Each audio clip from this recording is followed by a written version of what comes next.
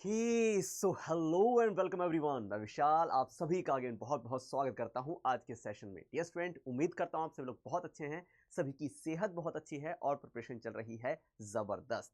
तो dear student, जैसा कि आप यहां पर देख पा रहे हैं कि आज इस सेशन में हम जिस इंपॉर्टेंट बात को डिस्कस करने जा रहे हैं वो ये है कि आखिरकार हम बायोलॉजी में 320 प्लस स्कोर कैसे कर सकते हैं।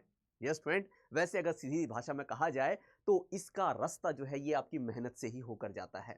लेकिन इसी मेहनत के साथ आप सभी के जो सवाल हम तक लगातार पहुंच रहे हैं कि सर हम किस तरीके से किन खास चैप्टर को फोकस करके आप कह लीजिए मैक्सिमम स्कोर कर सकते हैं, तो उसको लेकर भी हमने टाइम टू टाइम आप सभी तक ये बातें पहुंचाने की कोशिश करी है कि आप प्रायोरिटी बेसिस कुछ चैप्टर को रख सकते हैं और उसके बाद एक सीक्वेंशियल वे के अंदर में आप अपनी स्टडी को बढ़ा सकते हैं +1 के यानी 11th के सिलेबस को लेकर भी और 12th के सिलेबस को लेकर भी। लेकिन अब यहां पर आप सभी की ही डिमांड के ऊपर में इन चैप्टर्स में भी किन खास टॉपिक्स पर आपको आपके लिए ज्यादा फोकस करने की जरूरत है उसको ध्यान में रखते हुए आज ये सेशन मैं आप सभी के लिए लेकर आ रहा हूं। यस फ्रेंड, इसके अंदर में हमारे जूलॉजी हो या बॉटनी हो, दोनों ही पोर्शन के सभी चैप्टर को मैं आपके साथ में डिस्कस करने जा रहा हूं। और जो हमारे आप कह लीजिए कि फैकल्टीज के साथ में डिस्कशन हुए हैं आपकी बॉटनी को लेकर, जूलॉजी को लेकर भी, तो उनके जो मत हैं कि किस टॉपिक के किस पोर्शन से मैक्सिमम क्वेश्चन आ सकते हैं या बच्चों को कहां पर ध्यान ज्यादा देने की जरूरत है, उन सभी को ही मैं कंपाइल करके आप सभी के सामने आज इस सेशन में रखने जा रहा हूं। तो डियर स्टूडेंट, ऑब्वियस तौर पर यह बात तो हम मानते हैं कि इंपॉर्टेंस कुछ टॉपिक की होती है, लेकिन फिर भी चांसेस यहां पर रहते हैं कि आप कुछ एक्स्ट्रा भी इससे पढ़ें, ताकि जो भी यहां पर जैसे 320 प्लस हम बात कर रहे हैं तो रिमेनिंग जो 40 मार्क्स हैं उसके लिए भी आपको मेहनत प्रॉपर करनी चाहिए। तो ऐसे में आप सेंस इस सेशन का यही मानकर चलिए कि आपके लिए इजी बनाने की कोशिश करी जा रही है कि 320 प्लस मार्क्स आप इजीली अचीव कर पाएं। ऑल्दो अगर आपको मेहनत करनी है, आपको अपना गोल सेट करना है, तो वो आपको मैक्सिमम के लिए ही सेट करना चाहिए, दैट इज 360। ठीक है, तो चलिए इस वीडियो के अंदर में हम हमारे 1 बाय 1 सभी 11th के और 12th के चैप्टर्स को 1 बाय 1 डिस्कस करते चलते हैं। शुरुआत में हम सबसे पहले डिस्कस करेंगे हमारे 11th के सिलेबस को और देखेंगे कि एक एक चैप्टर में कौन कौन से खास पोर्शन है जहां पर आपको ध्यान देने की जरूरत है। देखिए डियर स्टूडेंट, अगेन यहां पर सबसे पहली बात जो हम देख रहे हैं, पहला चैप्टर लिविंग वर्ल्ड, यहां से एक क्वेश्चन आने की संभावना रहती है। प्रीवियस ईयर के जो क्वेश्चंस हमने देखे हैं 8 से 10 साल के, उनके आधार पर हम ये बात कह सकते हैं कि आपको जिस एक खास टॉपिक के ऊपर में यहां पर ज्यादा फोकस करने की जरूरत है वो है टैक्सोनॉमिक कैटेगरीज। टैक्सोनॉमिक कैटेगरीज के ऊपर में सवाल अराइज होने के काफी हद तक चांसेस हैं आपके नीट 2024 के एग्जामिनेशन में। ठीक है, ऑल्दो अगेन मैं बताऊं कि यहां पर इसके बियॉन्ड भी और जो इंपॉर्टेंट है वो आपको पढ़ने चाहिए, पर इस पर खास एम्फेसिस आपको रखने की जरूरत है। चलिए इससे आगे बढ़ते हुए जो सेकंड चैप्टर हमारे यहां पर आ रहा है बायोलॉजिकल क्लासिफिकेशन का, इसमें 1 से 2 क्वेश्चन प्रीवियस ईयर के अंदर में पूछे जाने की उम्मीद रहती ही है, उसको आधार पर हम कह सकते हैं। तो किंगडम मोनेरा को आपको फोकस करना है, किंगडम फंजाई, इसके अलावा वायरसेस, विरॉइड, प्रियन और लाइकन्स। यस फ्रेंड, यहां पर से अब की बार जो नीट 2024 की एग्जामिनेशन है वहां पर सवाल अराइज होने के पूरे पूरे चांसेस हैं, तो आपको इन्हें ध्यान से पढ़ना है। फिर प्लांट किंगडम की बात आती है जहां से 3 से 5 क्वेश्चन पूछे जाते रहे हैं पहले नीट एग्जामिनेशन में। अब की बार यहां पर हम ऑब्जर्व करें तो एल्गी के अलावा टेरिडोफाइट्स और जिम्नोस्पर्म, आपको इन रीजन्स पर खास ध्यान देने की जरूरत है, यहां से सवाल अराइज होने के काफी हद तक चांसेस हैं। ठीक है, फिर बात आती है एनिमल किंगडम की, तो 3 से 4 क्वेश्चन यहां पर भी अराइज होते हैं। यहां पर आप समझ लीजिए कि जो भी हमारा मेजर तौर पर जितने फाइलम्स वगैरह हैं आपको सारे पर ही ध्यान देना है। ठीक है, आप यहां पर पॉरीफेरा से लेकर और फाइनली जो हमारे कॉर्डेट के भी आप कह लीजिए क्लासेस के ऊपर में हम पहुंच जाते हैं मैमेलिया क्लास तक, आपको सभी पर ध्यान देना है। ठीक है, इनके आप कह लीजिए कि जो रिलेटिव इनके एग्जांपल्स होते हैं उनसे भी सवाल क्रिएट किए जा सकते हैं, तो इसलिए आप यहां पर कंप्लीट क्लासिफिकेशन ऑफ एनिमल को मानकर चलिए कि ये इंपॉर्टेंट है, आपको कंप्लीटली इसे गो थ्रू करना चाहिए। ठीक है, फर्दर आगे बढ़े तो मॉर्फोलॉजी ऑफ फ्लावरिंग प्लांट में यहां पर प्रीवियस ईयर में 2 से 3 क्वेश्चन पूछे जाने की पूरी संभावना रही है।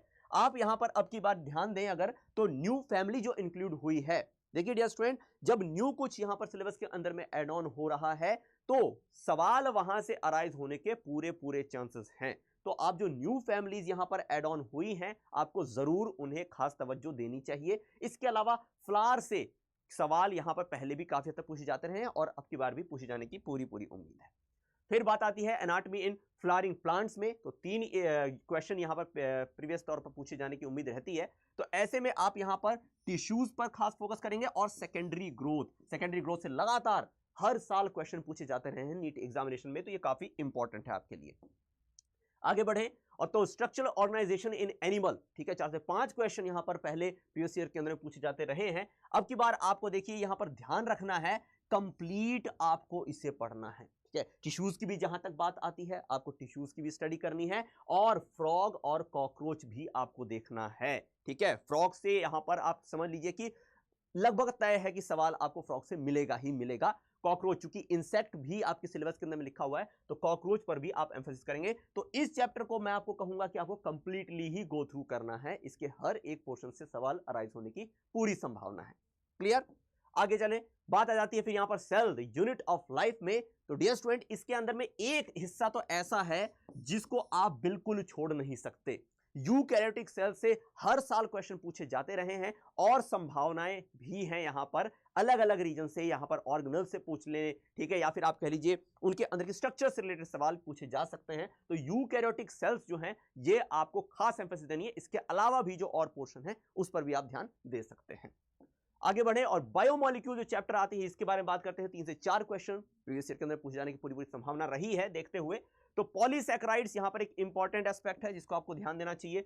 इसके अलावा how to analyse chemical composition जो है ये एनालाइज करने के जो अलग अलग मेथड्स हैं वहां से भी क्वेश्चन अराइज होने की संभावना है। फिर इसके अलावा आप ध्यान दें तो प्रोटीन, एंजाइम्स, अमीनो एसिड्स, इन पर भी आपको ध्यान देना चाहिए। ये एक्सक्लूसिव जो टॉपिक्स हैं इन पर आपको खास ध्यान देने की जरूरत है, यहां से क्वेश्चन अराइज होने की संभावना ज्यादा है, ठीक है। चलो आगे देखें तो अगला चैप्टर आ रहा है हमारा cell cycle and cell division. तो भाई इसके अंदर आप ये मान लो भाई मियोसिस बहुत इंपॉर्टेंट आ जाता है आपका, ठीक है। तो सेल साइकिल, एम फेज, ये जो है ना सेल डिवीजन वाली जो फेज है इस पर खास जोर रहता है।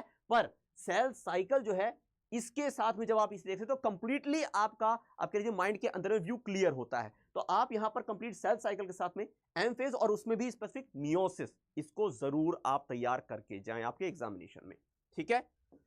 आगे बढ़े, बात करते हैं तो फोटोसिंथेसिस इन हायर प्लांट। काफी सारे जो टॉपिक्स हैं इसके अंदर में रिमूव होने के साथ साथ अगर हम कहें तो इसकी इंपॉर्टेंस जो प्लांट फिजियोलॉजी है उसके अंदर काफी सारे इंपॉर्टेंट टॉपिक्स हैं वो रिमूव भी हुए हैं। तो फोटोसिंथेसिस के ऊपर में एम्फेसिस काफी ज्यादा है। अब की बार हम यहां पर उम्मीद करें जो 2 से 3 यहां पर क्वेश्चन कराया, हो सकता है अब की बार ज्यादा भी पूछे जा सकते हैं, ठीक है ना। तो आप यहां पर देखें तो देखिए इलेक्ट्रॉन ट्रांसपोर्ट काफी यहां पर इंपॉर्टेंट है आपके लिए, फोटो रेस्पिरेशन, और जहां तक बात है कंप्लीट आपको गो थ्रू करना है इसमें, लेकिन आप ध्यान इन 2 टॉपिक के ऊपर में ज्यादा दे सकते हैं, ठीक है। चलिए आगे देखें तो रेस्पिरेशन इन प्लांट की बात है, 1 से 2 क्वेश्चन यहां पर मैं आप सभी को बता दूं कि इनमें जो ये 1 से 2 क्वेश्चन या 2 से 3 क्वेश्चन हम देख रहे हैं प्रीवियस ईयर के अंदर में जैसा इनका ट्रेंड रहा है वो हम देख रहे हैं, लेकिन ये ट्रेंड अब की बार में बहुत हद तक चेंज भी हो सकता है क्योंकि इसके अंदर में से काफी कुछ जो है वो डिलीट भी किया गया है। तो ऐसे मीडिया स्टूडेंट आप ध्यान रखें तो ग्लाइकोलिसिस काफी इंपॉर्टेंट है, एरोबिक रेस्पिरेशन भी काफी इंपॉर्टेंट है, ठीक है। एटीपी अमाउंट कितनी ज्यादा प्रोड्यूस हो रही है ये सब आपको ध्यान में रखने होंगे वहां पर, ठीक है। एम्फीबॉलिक पाथवे, ठीक है, दोनों पाथवेज यहां पर आपको ध्यान से देखते चलना होगा, ठीक है। आगे बढ़ते हैं, बात आती है plant growth and development chapter की। तो इसमें आप प्लांट ग्रोथ और खास इसमें प्लांट ग्रोथ रेगुलेटर्स, ठीक है, आपके ऑक्सिन्स हो गए, जिब्रेलिन्स हो गए, ठीक है, एब्सिसिक एसिड, इन सब के ऊपर में सवाल जो है आपका नीट पूछना बहुत पसंद करता है। तो आप जरूर इसे तैयार रखें, रेगुलेटर्स को खास आपको ध्यान देने की जरूरत है। आगे बढ़े तो अब आ जाते हैं हमारे ह्यूमन फिजियोलॉजी के चैप्टर्स, जिसमें पहला आ रहा है ब्रीदिंग या एक्सचेंज ऑफ गैसेस। तो ऐसे में एक्सचेंज ऑफ गैसेस जो प्रोसेस है, ठीक है, मैकेनिज्म भी जो है ये आपको ध्यान रखने की जरूरत है। पल्मोनरी वॉल्यूम्स और कैपेसिटीज, ठीक है, इनकी कोरिलेशन, ये यहां से भी सवाल अच्छे बन सकते हैं। और डिसऑर्डर्स भी आपको जरूर इसके तैयार करने चाहिए, ठीक है। ये इनके खास इंपॉर्टेंट रीजन्स हैं जहां से सवाल अराइज होने की संभावना है। अब की बार ब्लड, यहां पर फ्लूइड और सर्कुलेशन की बात करें तो इसमें ऑब्वियस तौर पे ब्लड है, क्योंकि ये सब देखिए अपने आप में काफी सारी इंफॉर्मेशन रखते हैं ऑलरेडी, ठीक है, तो सवाल यहां पर क्रिएट होने के चांसेस हैं। ये चाहे अगर आप बात करें तो नंबर्स को लेकर भी, WBC और आपके लिए उनके कैरेक्टरिस्टिक को लेकर भी वेरियस तरीके से सवाल यहां पर क्रिएट किए जा सकते हैं। तो ब्लड की बात है यहां पर, सर्कुलेटरी पाथवे को लेकर भी यहां पर बात आ सकती है, जैसे कि हम लोग बात करते हैं हार्ट की किस रीजन से यहां पर आपके लिए ब्लड अराइज होकर निकलता है, पल्मोनरी सर्कुलेशन कैसा है, फिर हम बात करें सिस्टमिक सर्कुलेशन कैसा है, तो पाथवे से भी यहां पर सवाल अराइज हो सकते हैं। फिर regulation of cardiac activity, dear student, cardiac cycle की जो यहां पर रेगुलेशन है वो भी काफी इंपॉर्टेंस रखता है, ध्यान से आपको जरूर इसको पढ़ना चाहिए। और मैं यहां पर कहूंगा कि इसकी कंप्लीट जो अंडरस्टैंडिंग है वो डेवलप करने के लिए आपको कार्डियक साइकिल के साथ में रेगुलेशन को पढ़ना चाहिए। ठीक है, आगे बढ़ते हैं, बात करते हैं excretory product and there elimination की। तो यहां पर देखिए function of different part of nephron, ये हमेशा से बहुत इंपॉर्टेंट रीजन रहा है, और अब की बार भी जो आपके लीजिए इसके अलग अलग पार्ट्स हैं वहां से जो इनके स्पेसिफिक फंक्शन होते हैं उस आधार पर सवाल पूछे जाने की उम्मीद है। ठीक है, इसके अलावा रेगुलेशन ऑफ किडनी फंक्शन, किन किन से अफेक्टेड रहते हैं ये, और फाइनली इनके डिसऑर्डर्स। ठीक है, जो हार्मोनल अफेक्ट भी रहता है इसके ऊपर में, ADH वगैरह, ये काफी इंपॉर्टेंट है, आपको ध्यान में रखने की जरूरत है इन्हें। आगे बढ़े, बात आती है फिर हमारे लोकोमोशन एंड मूवमेंट की। तो लोकोमोशन एंड मूवमेंट में सबसे पहले मसल की ही बात आएगी यहां पर। ठीक है, मसल के जो मैकेनिज्म्स हैं आप कह लीजिए, ठीक है, उसको लेकर बात आ सकती है, उनके कैरेक्टरिस्टिक को लेकर बात आ सकती है। स्केलेटल सिस्टम, जहां पर नंबर ऑफ बोन्स काफी इंपॉर्टेंस रखते हैं। ठीक है, हमारे स्कल की बोन, क्रेनियम की बोन्स, ठीक है, फेशियल बोन्स, ये सब काफी इंपॉर्टेंस रखती हैं, तो आपको स्केलेटल सिस्टम भी, और जॉइंट्स ऑब्वियस तौर पे बहुत इंपॉर्टेंट हैं, जॉइंट्स भी आपको जरूर तैयार करने चाहिए, लेकिन इसके साथ साथ डिसऑर्डर को भी भूलना नहीं है। तो ये चारों पॉइंट्स आपको हमारे लोकोमोशन एंड मूवमेंट में ध्यान रखने हैं। आगे बढ़े तो अगला यहां पर आ रहा है हमारा neural control and coordination. Previous year के अंदर में हर साल लगभग 2-2 क्वेश्चन हमारे ह्यूमन फिजियोलॉजी के सभी जो चैप्टर्स हैं इनमें 2-2 क्वेश्चन अराइज होने की पूरी संभावना रहती है। तो वही बात हम ध्यान में रखकर चल रहे हैं। तो भाई सेंट्रल नर्वस सिस्टम यहां पर काफी इंपॉर्टेंट है। ठीक है, सेंट्रल नर्वस सिस्टम पर ध्यान रखना है आपको। इसके अलावा सेंसरी रिसेप्शन एंड प्रोसेसिंग, ठीक है, सेंसरी रिसेप्शन और प्रोसेसिंग की जो आप यहां पर बातें देखते हैं उस पर भी आपको ध्यान देने की जरूरत है। फिर फाइनली जो एंड रहता है इसका रिफ्लेक्स एक्शन, रिफ्लेक्स आर्क, वो भी जैसे अगर हम यहां पर चैप्टर को पढ़ते चलते हैं तो कंप्लीशन हमारे इसी टॉपिक से होता है, तो ये भी एक इंपॉर्टेंस रखता है अपने यहां पर इस चैप्टर में। तो ये आपको ये तीनों ही पॉइंट्स यहां पर अच्छे से कवर करने हैं। फिर केमिकल कोऑर्डिनेशन और इंटीग्रेशन की बात आती है, तो यहां पर आप ह्यूमन एंडोक्राइन सिस्टम जो कि कंप्लीट हमारा ये जो चैप्टर है बेस्ड ही इसी पर है। ठीक है, तो ह्यूमन एंडोक्राइन सिस्टम को आपको ध्यान देखना है। इसके अलावा हार्मोन्स ऑफ हार्ट, किडनी और गैस्ट्रो इंटेस्टाइनल ट्रैक्ट, बार बार आपके ये रिपीटिशन पर पूछे जाते रहे हैं, इस रीजन से भी सवाल आपके। ठीक है, तो आपको यहां पर हमारे जितने भी आप कह लीजिए ग्लैंड्स हैं, उनके हार्मोन्स हैं, ठीक है, किसका क्या अफेक्ट रह सकता है, आपको कंप्लीशन, मैं यहां पर कहूंगा कि यहां पर हर एक रीजन की आप कह लीजिए कि एक अपनी इंपॉर्टेंस है, और वहां से सवाल अराइज करने की पूरी पूरी संभावना हर एक टॉपिक रखता है इसमें। ठीक है, खासकर वैसे अगर मैंने जैसे आप सभी सामने परिवर्तन सीरीज में भी लिया था, तो कुछ खास ग्लैंड पर आप एम्फेसिस ज्यादा कर सकते हैं। जैसे बात आ जाती है तो एड्रिनल ग्लैंड की बात आ जाती है, पिट्यूटरी की आ जाती है, थायराइड की आ जाती है, इन पर आप थोड़ा सा ज्यादा ध्यान दें इसमें। ठीक है, ये बात भी है। आगे बढ़े तो अब यहां पर आ जाते हैं भाई आपके क्लास 12th के जो अलग चैप्टर्स हैं वे। तो इसमें पहला चैप्टर आ जाता है आपका sexual reproduction in flowering plant, जहां पर से 3 क्वेश्चन अराइज होते रहे हैं प्रीवियस ईयर में। तो देखिए इसमें प्री फर्टिलाइजेशन जो स्ट्रक्चर और इवेंट्स हैं, उसके अलावा पोस्ट फर्टिलाइजेशन, यस स्टूडेंट, दोनों की यहां पर आप कह सकते हैं कि इक्वल संभावना रहती है, इक्वल स्ट्रेंथ है इन दोनों की। ठीक है, जैसे अगर यहां पे बात आ रही है 3 क्वेश्चन है तो 2 एक से अराइज हो गए, 1 एक से अराइज हो गए, पर हो सकता है अब की बार 2-2 भी अराइज हो जाए 1-1 से। ठीक है ना, तो यहां पर ये संख्या बढ़ भी सकती है, कोई बड़ी बात नहीं है। तो दोनों ये टॉपिक्स आपको ध्यान में रखने हैं, अच्छे तरीके से इनको तैयार करना है। फिर ह्यूमन रिप्रोडक्शन की बात आती है, तो यहां पर आप फीमेल रिप्रोडक्शन पर खास ध्यान दें। इसके अलावा गैमेटोजेनेसिस से भी पहले भी प्रीवियस ईयर के अंदर में मेजर क्वेश्चन पूछे जाते रहे हैं, तो ये भी एक इंपॉर्टेंट रीजन है। फिर फर्टिलाइजेशन और इंप्लांटेशन प्रोसेस, ठीक है, प्रोसेस भी काफी इंपॉर्टेंस रखती है यहां पर। ठीक है, कौन सी स्टेज पर इंप्लांटेशन हो रही है, प्लेसेंटा फॉर्मेशन हो रही है, ये सब इंपॉर्टेंट रीजन है जो आपको तैयार रखने चाहिए। फिर प्रेगनेंसी एंड एम्ब्रियोनिक डेवलपमेंट, ठीक है ना, एम्ब्रियोनिक जो स्टेजेस हैं उन पर भी यहां पर अच्छे सवाल बन जाते हैं। तो क्लियर है। आगे बढ़ते हुए रिप्रोडक्टिव हेल्थ चैप्टर के बारे में बात करें, 2 से 3 क्वेश्चन यहां पर अराइज होने की संभावना। तो सेक्सुअल ट्रांसमिटेड डिजीज, ठीक है, ये काफी इंपॉर्टेंट है। ये यहां पर सवाल इस तरीके से भी इनके अंदर बन सकते हैं, क्योंकि देखो डिजीज की बात है तो कॉजेटिव एजेंट्स के ऊपर में बात आ जाती है, ठीक है, ये काफी इंपॉर्टेंट है, ठीक, कुछ इनके सिम्टम को लेकर ही बात आ जाती है, मैच द कॉलम के अंदर में भी सवाल अराइज हो सकता है।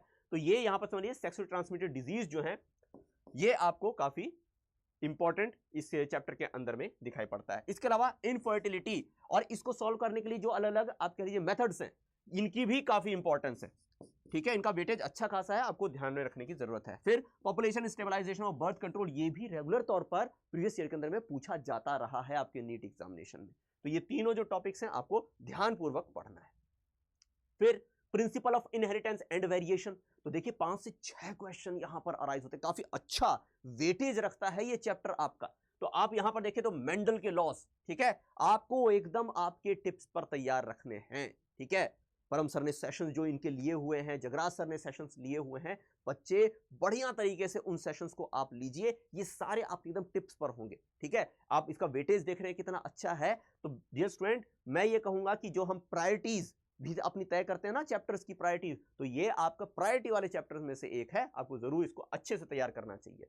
फिर इनहेरिटेंस ऑफ वन जीन, ठीक है, मोनो हाइब्रिड क्रॉस, ठीक है, 2 जीन्स जैसे डाई हाइब्रिड क्रॉस की बात आ जाती है, और म्यूटेशन और जेनेटिक डिसऑर्डर। डियर स्टूडेंट, ये जो मेंडल के लॉज और ये कुल मिला के अगर हम कहें तो 5 यहां पर ऐसे रीजन्स हैं जहां पर आपको ध्यान देना है, अच्छे से इनको तैयार करना है। चलो अगला देखें, तो ये देखो भाई, मॉलिक्यूलर बेसिस ऑफ इनहेरिटेंस अपने आप में काफी लार्ज चैप्टर है, ठीक है, और इंफॉर्मेशन भर भर के है इसके अंदर में।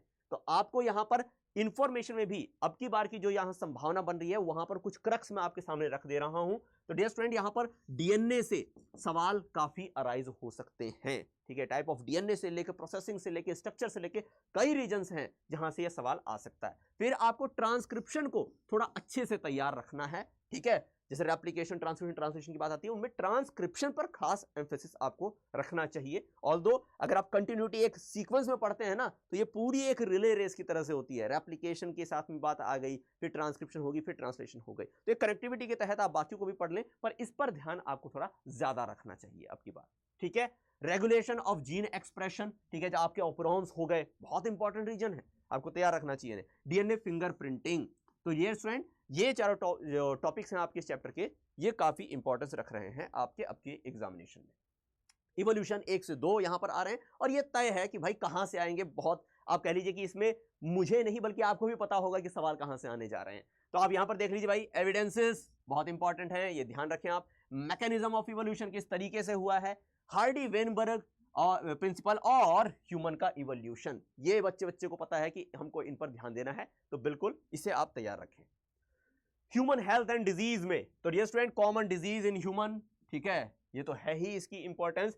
इम्यूनिटी के जो फिनोमिना है, जो आप कह लीजिए हमारी नेट इम्यूनिटी है, ठीक है, या फिर हम बात करें एक्वायर्ड इम्यूनिटी की, तो ये सारे जो इनके आप कह लीजिए एंटीबॉडीज हैं, तैयार रखना चाहिए आपको इन्हें अच्छे तरीके से, ठीक है। ड्रग्स और अल्कोहल अब्यूज, ठीक है, इसे भी आप अच्छे से तैयार करें। फिर माइक्रोब इन ह्यूमन वेलफेयर, तो एक क्वेश्चन यहां पर आप कह लीजिए कि वैसे ज्यादातर जो रहा है इंडस्ट्रियल प्रोडक्ट्स के ऊपर में ही प्रीवियस ईयर के अंदर में सवाल पूछे जाते रहे हैं, पर आप यहां पर हो सकता है कि आपके पास नीट एग्जामिनेशन में कुछ यहां पर शफलिंग भी आपको देखने के लिए मिल जाए, हो सकता है आपके पास सीवेज ट्रीटमेंट के ऊपर में सवाल आ जाए, पर हम यहां पर रिस्क नहीं लेंगे, क्योंकि इंडस्ट्रियल प्रोडक्ट्स में भी काफी संभावना है सवाल और भी क्रिएट करने की, तो हम यहां पर दोनों को ही इंपॉर्टेंस देंगे, आपको ये दोनों ही टॉपिक अच्छे से तैयार करने हैं। आगे बढ़े और आ जाता है बायोटेक्नोलॉजी, ठीक है, अगेन जैसे प्रायोरिटी वाले आते हैं ना, यस, आगे है बायोटेक्नोलॉजी, यहां पर प्रिंसिपल एंड प्रोसेसेस। तो देखिए डियर स्टूडेंट, ऑल्दो यहां पर प्रिंसिपल और प्रोसेसेस कह रहा है, लेकिन प्रिंसिपल की उतनी ज्यादा इंपॉर्टेंस नहीं है, आपको सीधे फोकस करना है इनके टूल्स पर, ठीक है, जब बात आ जाती है आपके रेस्ट्रिक्शन एंडोन्यूक्लियस की ध्यान रखना है आपको, ठीक है, तो टूल्स की बात अच्छी है, यहां पर आपको तैयार करना है इसे, और प्रोसेसेस पर आपको ध्यान देना है। तो प्रिंसिपल नहीं बल्कि प्रोसेसेस और टूल्स पर आपको ध्यान देना है रिकम्बिनेंट डीएनए टेक्नोलॉजी के, ठीक है। चलो आगे बढ़े, और बायोटेक्नोलॉजी एंड इट्स एप्लीकेशन, जो अगला चैप्टर है बायोटेक्नोलॉजी का, इसमें आप एग्रीकल्चर हो या मेडिसिन हो, आपको दोनों को ध्यान में रखना है, इनको अच्छे से तैयार करना है। दोनों ही रीजन अपने आप में इक्वल आप कह लीजिए कि क्षमता रखते हैं क्वेश्चन अराइज करवाने की, ठीक है, प्रीवियस ईयर के अंदर में भी जैसे पूछे जाते रहे, मेडिसिन के ऊपर में भी है, पर एग्रीकल्चर भी इक्वली यहां पर रखता है, तो आप दोनों को अच्छे से तैयार जरूर करें। ठीक है, आगे बढ़ते हैं। ऑर्गेनिज्म ऑफ पॉपुलेशन, तो बच्चे पॉपुलेशन यहां पर सबसे पहले आ जाता है। ठीक है, पॉपुलेशन के हम यहां पर अगर ग्राफ्स को लेके बात करते हैं, ठीक है, उस पर आपको ध्यान रखना है। इकोलॉजिकल इंटरेक्शन, ठीक है, रिलेशन कैसा है वहां पर, पॉपुलेशन इंटरेक्शन को लेकर भी बात यहां पर आ जाती है, वो भी काफी इंपॉर्टेंस रखती है। ये दोनों ही रीजन आपके इस चैप्टर के इंपॉर्टेंट पार्ट्स हैं।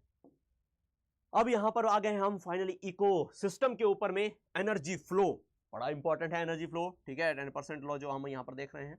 और इकोलॉजिकल पिरामिड्स, ये एक अच्छा यहां पर रीजन बनता है। ठीक है, न्यूट्रिएंट साइकिलिंग, ठीक है, नाइट्रोजन की साइकिलिंग की बात है यहां पर। तो ऐसे में डियर स्टूडेंट यहां पर ये तीनों ही इंपॉर्टेंट टॉपिक आपके आ जाते हैं इको सिस्टम के। और आखिरी में जो हमारी बायोडाइवर्सिटी कंजर्वेशन है, उसमें आपको बायोडाइवर्सिटी कंजर्वेशन जो है इस पूरे टॉपिक को अच्छे से तैयार करना है। तो डियर स्टूडेंट यहां पर हो गए हैं आपके सभी चैप्टर्स कंप्लीट। यहां हमने उन चैप्टर में ऑल्दो प्रायोरिटी भी हमने आपको बता रखी है, आपको किन किन चैप्टरों की सीक्वेंस के अंदर में तैयार करना चाहिए, पर अगर आपको यहां पर सभी चैप्टर अपने अच्छे से तैयार करने हैं तो इन खास टॉपिक्स को भी अगर आप तैयार कर लेते हैं 320 प्लस, यस डियर स्टूडेंट, आने की पूरी आपकी संभावना बन जाती है। लेकिन अगेन मैं आपको रिमाइंड कराऊं कि जहां पर जो बच्चे 360 के लिए टारगेट कर रहे हैं बच्चे, आप यहां पर कंप्लीट तैयारी करें, ठीक है, उसके तहत जाएं। बाकी 320 प्लस लाने में ये टॉपिक्स जो हैं आपके लिए मददगार हो सकते हैं। तो डियर स्टूडेंट आखिरकार जो आपकी डिमांड थी उसको फुलफिल किया है आज हमने इस सेशन से। अब यहां पर सबको भाई अपनी प्रिपरेशन, आप ये समझ लीजिए इन दिनों के अंदर में और बूस्टअप करनी है। ठीक है, हम भी और भी तरीकों से बूस्टअप करेंगे आपके प्रिपरेशन को। आने वाले दिनों में आप यहां पर अपनी प्रिपरेशन को एक अलग ही स्तर पर पहुंचाएंगे संकल्प भारत पर। ठीक है, तो तैयार रहिए, उसके लिए भी बहुत सारे और सरप्राइज भी आपके लिए आने जा रहे हैं आने वाले दिनों में। तो मिलते हैं अगेन फर्दर अगले सेशंस में, तो पढ़ते रहिए। सी यू सून, थैंक यू।